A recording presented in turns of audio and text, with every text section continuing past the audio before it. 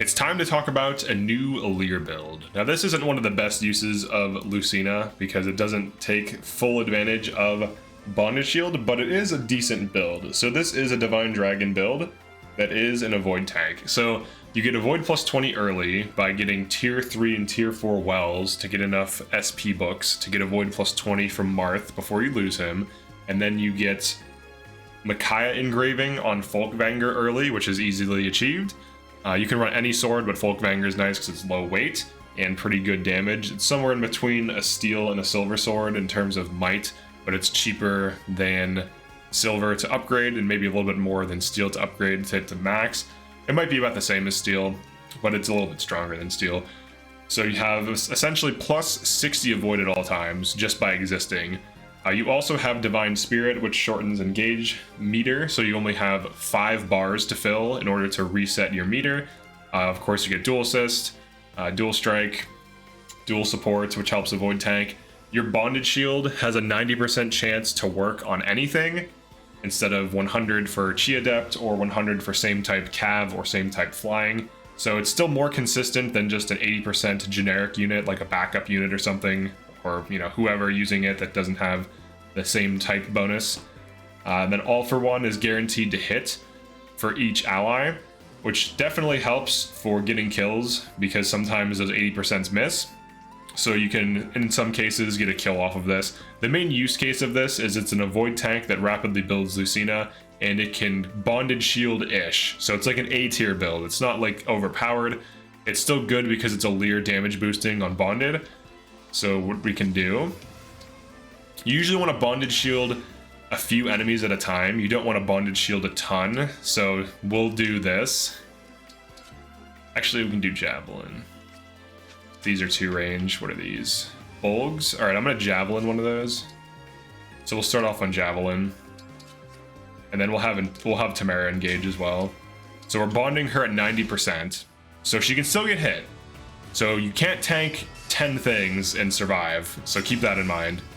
But you can tank a lot of things. If you get lucky, you won't get hit at all. But you still have a 1 in 10 chance of getting hit, which is high enough that if 10 things hit you, one of them probably gets through. Alright, but she's just... Alright, right now she's enemy phasing. It's totally fine. We'll see how long it can go.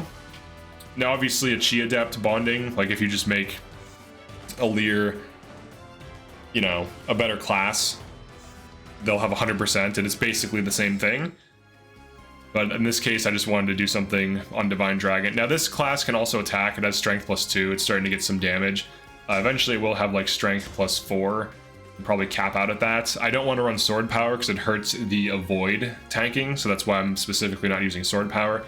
But with a little bit more strength, I can break things, I can help with damage. It's like a damage support thing that just doesn't get hit and can off-tank pretty well as like bonded something.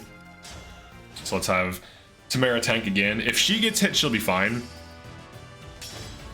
So she herself is a tanky unit with this build. So even if she gets hit, so she could be a bond target for this and it'd be totally fine. You could farm enemies, kill them all. Go for sandstorms.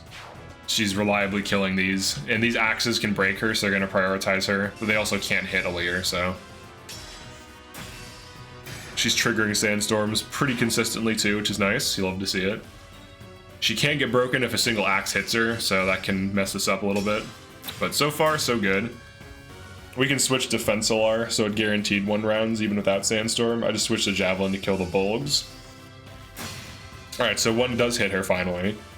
This is why you don't want to tank like large quantities of enemies. You want to tank like smaller amounts so that as you're getting attacked, you don't get broken, you don't get hit. All right, but now we can go on the offense.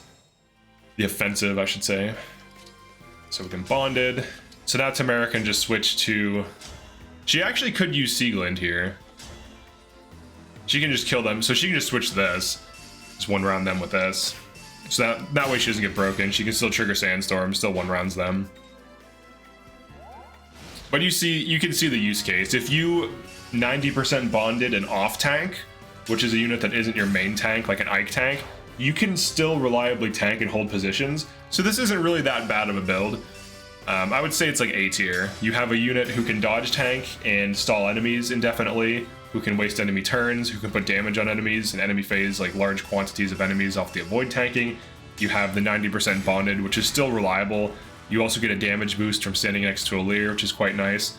And as long as the unit you're bonding can one round and is relatively durable, they can tank a hit or two if a hit or two gets through, because 1 in 10 will get through on average. So it's pretty good. This team just completed chapter 19, and Roy Paralog unlocks in that chapter, like right after that chapter. So if we're able to consistently one round off of 2 of the 9 units I'm running's builds, like hold off an entire map, that's pretty good. So that's pretty much it for this one. It's an avoid tank build. It's really good early to mid game. It's fantastic early to mid game. It doubles and one rounds most things. As we're entering the end game, it's losing damage, so it needs like strength plus. You could run sword power, but you're losing 10 avoid. But if you just play around the dual supports, you can get that avoid right back. So we just got some more speed and build on Alear. That's kind of nice. You will power level Alear from all the bonding and from just the general damage and attacking. But I mostly used this build as an avoid tank that did damage and wasted enemy turns, more so than a bonder, but I'm just showing that the bonding can still work as you would expect. So that's pretty much it for this one. And definitely like and subscribe if you enjoyed this. I will be testing more builds out. I'm gonna start doing weird builds. These are more like standard logical builds that kind of make sense. Like, you get speed fixing on Alear, the double in one round, that kind of makes sense. The Tamara tanking makes sense because she's tanky. So I'm gonna start running weird things and goofing off. But yeah, definitely like and subscribe if you enjoyed this, and I'll see you next one. Peace.